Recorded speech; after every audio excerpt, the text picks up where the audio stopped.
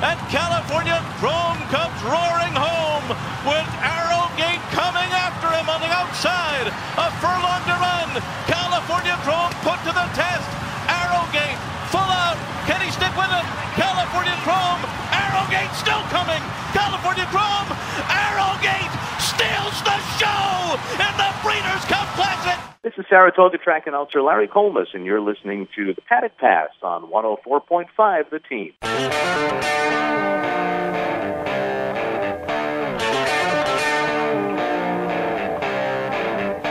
104.5 The Team and 104.5theteam.com. Happy to be joined on the phone by Joaquin Jaime. He is at Del Mar Breeders' Cup this weekend. You get the Distaff and everything on Friday, and of course culminates with the Classic on Saturday evening. Joaquin, thanks for joining us, man, and of course looking forward to a great weekend this weekend at the Breeders' Cup. Hey, Brian, thanks for having me on the show. Appreciate it. Good to talk to you guys again. And yeah, it's been a good week so far. I've been down at Del Mar for a week and enjoying it down here. Really starting to feel like Breeders' Cup as well, because a little bit different this year with horses really still at Santa Anita, and trainers were kind of shipping in the week of the Breeders' Cup and stuff, getting here on Monday and Tuesday and Wednesday. So now a lot of the top contenders are here. Certainly does feel like Breeders' Cup week now. We'll go to the top contenders. We'll start on Friday, and the one that will end in the headliner for Friday's card, and that's the Breeders' Cup Distaff. You have Stellar Wind, who's on quite a win streak herself. The distance seems to be a question for me, though, the mile and an eighth, and then you're going to have Elate, who I think is one of the better fillies coming out right now. Where are you looking in that race? Well, starting with Stellar Wind, I mean, this is her third consecutive start in the Breeders' Cup Distaff. I kind of took the opposite approach with the mile and eighth distance. When you just look at her two Breeders' Cup races that she's had so far in her career, you go back to 2015 when she was a 3-year-old filly. I mean, she ran so well from way off the pace. She just missed by a neck to top butchers and stopped charging Maria. A little bit of trouble there in the stretch. I don't know if she was ever going to go by, but I still thought she ran very well in the Distaff in 2015. And last year, I mean, it was over from the beginning. I mean, when you have horses like Beholder and Songbird and Forever Unbridled, you can't make mistakes. And she got off to a mistake right out of the break. Ended up a little bit further back than I think they wanted to. Lightly campaign this year for Stellar Wind. She's 3 for 3. She's won the Apple Blossom, the Beholder, and the Clement Hirsch. That's the last time that we saw her. The layoff, maybe a little bit of a question as well. I mean, I get it. It was all by design, but, Stellar Wind is certainly in good form, and she's taken on some top quality fillies. You touched on Elate, and I tell you, being here, for about a week or so, Brian, that if there was one horse that there's always one or two horses that everybody seems to be talking about. This horse is blossoming, or at the right time. This horse looks great on the racetrack. I tell you what, hands down, it's Elate at this Breeders' Cup, and had a chance to talk to Bill Mott, interviewed his son Riley, who's also his assistant, as she had her last work over the Del Mar surface on October 29th. It's an easy 49. They weren't looking for too much, and she really seems like she is just peaking right at the right time. And it's something that Bill Mott has done throughout his career, and especially with 3-year-old fillies. He's won the Breeders' Cup Distaff 5 times, and Elate has a very good shot to make it 6. Yeah, Joaquin, I like the fact that she's gone the extra distance, won the Alabama, and being able to cut back in the mile and eighth, I think is right up her alley. We'll see what happens later on Friday evening. Let's go to the dirt mile, and you have More Spirit, who's coming off the layoff since June, running in the Met Mile, and that great performance that he put on there. And then you got Practical Joke, who's coming from the H. Allen Jerkins at Saratoga. The question obviously with him is the 2 turns, the outside post, going that mile distance that's kind of right in the middle for him. What do you think about this dirt mile? I'll tell you one horse that I'm probably just going to be playing against all weekend. That's going to be More Spirit. I mean, we haven't seen him since his big win in the Met Mile. That was back in June. You look at the Buyer Speed figure, he puts up a big 117. He's 3 for 4 this year, but there's some sharp horses in the dirt mile. Sharp Ass Tekka is one that certainly caught my eye for trainer Jorge Navarro. You look at his last 2 victories in the Monmouth Cup and the Kelso. I mean, this horse is fast, and he's in good form. He's got the fitness edge on some of these. Is More Spirit, is he going to be ready to go off this long layoff since June? One thing that obviously helps him is he's got the Hall of Famer Bob Baffert in his corner to get him ready. For me, More Spirit is going to be one of those horses that I'm going to play against on Friday. Now, as far as Fosco Joke goes, he's 5 for 10 lifetime, all 5 wins around 1 turn. But, he's run decent races around 2 turns. Is he better around 1 turn than 2? Probably. Can he handle 2 turns? I certainly think so. You look at his 3rd-place finish in the Breeders' Cup Juvenile. He ran 2nd in the Fountain of Youth. He was 2nd, beat 3/4 of a length in the Bluegrass Stakes. And, he only missed by a half length behind Gervin and McCracken in the BetFair.com Haskell Invitational. So he hasn't won around 2 turns, but he's run some pretty good races. The interesting part for me is going to be how Rosario rides Practical Joke. Does he use him a little bit, try to get him into the race, not get hung up 3-4 wide going into the first turn? We know he's a late-running closing sprinter. How is that going to translate around 2 turns? How far back does he take him off the pace? You look at the last time he was going 2 turns in the Haskell at Monmouth back in late July, and he was able to sit just off the pace, 4th tracking in a field of 7, and still ran really well, as I mentioned. So it'll be interesting to see from post 10 in a field of 10. Probably not that quick to be up in the first flight. Maybe Rosario takes back, and we'll see if he can run everybody down late. But I tell you, he's going to have a tough horse to run down in Sharp Azteca, who is certainly the quickest in the field. Joaquin, 4 Breeders' Cup races on Friday, and you mentioned Sharp Azteca. Who would be your best bet in your mind for that Friday card? For Friday, I'm really looking at Sharp Azteca. I still got a fair amount of work to do to go back and watch the replays and dig into the charts and just really start my nuts and bolts handicapping and going over these races and digging into these races. But I tell you, at least on Friday, Sharp Azteca is certainly a horse. It's certainly a horse on the Breeders' Cup races on Friday that I would be looking to, and a horse that I had an opportunity to spend a lot of time with on the work shows with trainer Jonathan Thomas that I think has a very good shot at a price. That is Catholic Boy. Probably won't get 12-1, but he's a horse that is a perfect 2 for 2. He won the Grade 3 with anticipation. Those juvenile turf races for the Phillies and the Colts, they come up so tough. A lot of these horses, they look so similar with their form coming into these races on paper. Sharp Azteca, who's going to be a logical contender, and then Catholic Boy, who's going to be a little bit more of a price, would be at least 2 horses that early on in the handicapping I'd probably be looking to right now. Talking to Joaquin Jaime, you can follow him on Twitter at TVG. Joaquin, of course, giving us all the insight from Del Mar for the Breeders' Cup this weekend. Now let's move to Saturday, Joaquin, and Chad Brown has a few horses out later in the card that seem to be pretty tough and could be tough to beat, and that's, of course, Lady Eli in the filly and mare turf, and then you have Beach Patrol in the turf just before the Classic. Are those 2 as close to locks as you can get? I don't know. I don't know about a lock.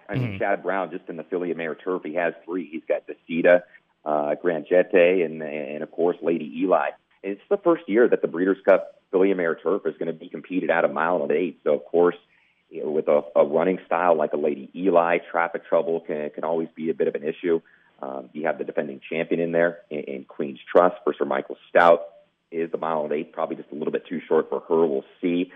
In Beach Patrol, Beach Patrol. And what about Fanciful Angel, who's 12-1 on the morning line in the Breeders' Cup turf? He's been right behind his stablemate in his last couple starts. To me, Chad Brown, he's got 13 horses entered in the Breeders' Cup, over 8 races. The races I think that he's probably going to be toughest in, I would say probably the Juvenile Phillies turf with significant form and rushing fall. The filly and mare sprint, I know everybody's on this unique Bella thing, but I tell you what, Paula's Silver Lining, she's been one of the top contenders in that filly and mare sprint division all year long. I have no idea what happened to her in her last race in the Ballerina, but if she's there at the top of the stretch, she will fight you for it. She is such a gritty horse. I fully expect Paula Silver Lining to rebound in the filly and mare sprint. Don't forget Chad has Karina Mia in there as well. And then, of course, the filly and mare turf. It was filly and mare turf and the Breeders' Cup turf. Those 4 races, I would say Chad Brown, I would look for him to probably have his most success over the 2 days in those particular 4 races. Fair enough, and we'll stay with the juvenile. And Bolt Doro has just been so tough and so impressive in his 3 races. Is he someone that we can lock into if we're playing multi-race wagers? Dude, I mean, he might be the shortest price on Breeders' Cup weekend, right? Mm-hmm. Maybe over on Friday and Saturday. I know he's 9 to 5 on the morning line, but I mean, I would certainly think maybe 6 to 5, 7 to 5 on Bolt Doro, who he's a perfect 3 for 3. He's a perfect 2 for 2 here at Del Mar. He won the Del Mar Futurity back over Labor Day weekend. He just won the front runner going a mile and a 16th, won by almost 8 lengths. I mean, as of right now, at this early stage in these 2-year-olds' career that are going to be running in the Breeders' Cup Juvenile, it just seems that Bolt Doro's, he's just head and shoulders above these horses at this time in their career, almost like the little kids in Little League Baseball. You just have certain kids that are just much more developed very early on. At least right now, it just seems like that is Bolt Doro. He's in post 11. I don't think that's an issue. He's a horse that can be forwardly placed.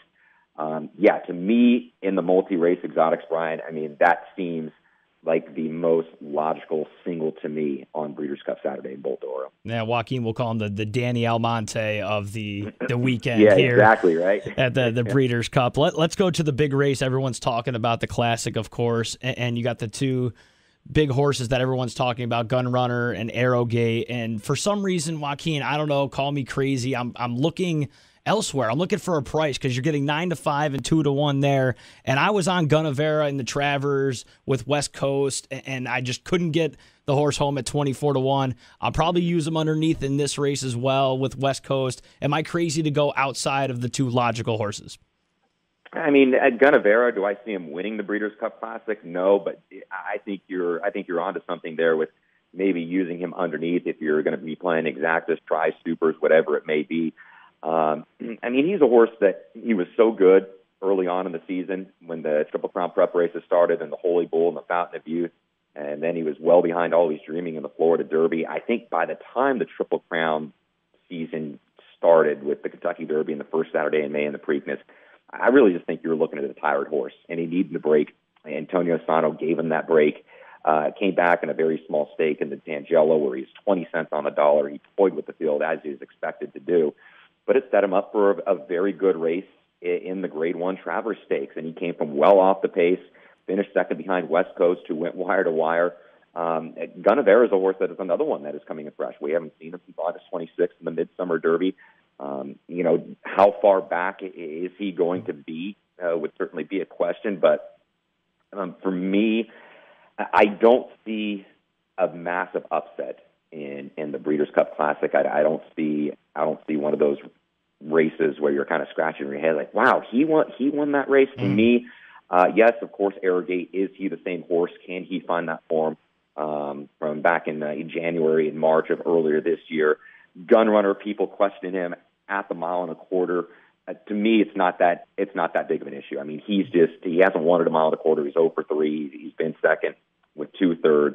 He's just a better horse in his career now than he was when he went the last couple times that he's gone 1.25 miles. To me, if it's Arrowgate, if it's not Arrowgate, Gun Runner, West Coast, or Collected, I just can't see anybody outside of those top 4. By no means do I think it's a 2-horse race between Arrowgate and Gun Runner. Okay. West Coast, a talented 3-year-old who's versatile. He can go wire to wire in the Travers Stakes. He can go ahead and sit just off the horses, as we saw in the Pennsylvania Derby in his last race. And then Collected. Collected's drawn towards the outside in post 11. He won the TVG Pacific Classic in his last start. I needed a reminder the other day when I was looking at his PPs, just what he's done. I'm like, wow, I did not know he was 4 for 4 in 2017. Mm-hmm. What has Collected done wrong? He's done absolutely nothing wrong. Yes, he went wire to wire in the Pacific Classic, but that's also a horse where he can rate just off the pace. And Martin Garcia has the luxury of being towards the outside. It's a very long run-up going into the first turn over 1/4 mile, so you can kind of look to his left, see how the race is developing and playing out. So, Brian, Arrowgate, Gun Runner, West Coast, Collected, it's one of those 4. I just can't see anybody outside those 4 winning the Breeders' Cup Classic. Talking to TVG's Joaquin Jaime. Of course, you can follow him on Twitter at TVG Joaquin. And I saw something the other day, Joaquin, from TVG, and it was on your personal Twitter account. Of course, you guys do a great job with the work show that airs every year before the Breeders' Cup to give us a little bit of insight on the works that these horses do before they go to the track for the Breeders' Cup. And you had a special assignment this year. Tell us a little bit about what you had to do on the work show. Thank you for the kind words about watching the work show on TVG. Appreciate that. There's so much hard work between the crew getting out there early and getting out there and filming these horses working and jogging. But yeah, as far as the special assignment went this year, one of the things we wanted to do from previous years was just give a more behind the scenes look of what goes on with these horses' daily routines in the mornings for those that necessarily aren't familiar. So. I did a segment, Gate Schooling, where we saw Catholic Boy gate schooling. Jonathan Thomas, his trainer, was nice enough to go ahead and let me talk to him as the horse was behind the starting gate and getting schooled with the assistant starters. I had a chance to just go back to the barns and really get up close and personal with a lot of these equine athletes. But, yeah, so the segment was they made me a groom. They wanted to make me a groom, have me learn a few of the basic tasks and skills that these grooms do day in and day out. I learned how to hot walk a horse. Keep in mind, I have never been hands-on with a horse ever in my life. So as much as I love the game of thoroughbred horse racing, I was not a horseman. I was just a kid who loved the sport and followed the sport. So I've never been hands-on. But, yeah, I learned to hot walk. I learned to feed. I mixed up the feed for Mind Your Biscuits. Trainer Chad Summers was helping me out. Got to feed one of the Breeders' Cup sprint contenders. I learned how to muck out a stall. That was certainly interesting. And then probably the most difficult of them all was giving a horse a bath. Leandro Mora, who was assistant for trainer Doug O'Neill, he kind of showed me the ropes and how to give a bath. And you sort of start at the head, work your way from the top down, left to right, get the ankles and get the legs, and then go over the horse once again with some clean water to wipe off all the soap, squeegee him off. And I said the one criticism he had with that is I took too long. I think I took right around 10 minutes or so. He's like, no, you need to pick it up a little bit. You need to be right around 3 to 5 minutes, and which makes sense. I mean, a barn like Doug O'Neill, I'm not sure how many horses they have, but, say it's, 30, 40, 50 horses. Yeah, you can't be taking 10 or 15 minutes to give one horse a bath when you're giving these horses baths every single morning. But I tell you what, Brian, it was one of the most fun assignments I ever had on TVG. It was more difficult than it looked. I struggled with a lot of it, but hopefully it just gave a little bit more perspective and a little bit more insight what these grooms do day in and day out on a daily basis here on the backsides. No doubt. It's something that, of course, us just handicapping with the program on the other side wouldn't get to see, and then a great job as always. And one thing I didn't saw last night, we're taping this, of course, on Wednesday afternoon, but did I see you at Game 6 of the World Series last night? Yeah, it was a pretty spontaneous thing to go to Game 6. I tell you what, it was a long day. Got up at 4:45, got out to the barn early over here at Del Mar, went and met some friends for lunch, and then got a phone call that a friend had an extra ticket for Game 6 of the World Series, and it took about 3 hours to get there from Del Mar. Had to kind of rearrange some things for later on in Breeders' Cup week, but there's no way you're turning down a ticket to any game of the World Series. So, yeah, I was there for Game 6, 3-1 victory over the Astros. Kenley Jansen with the 6-out save.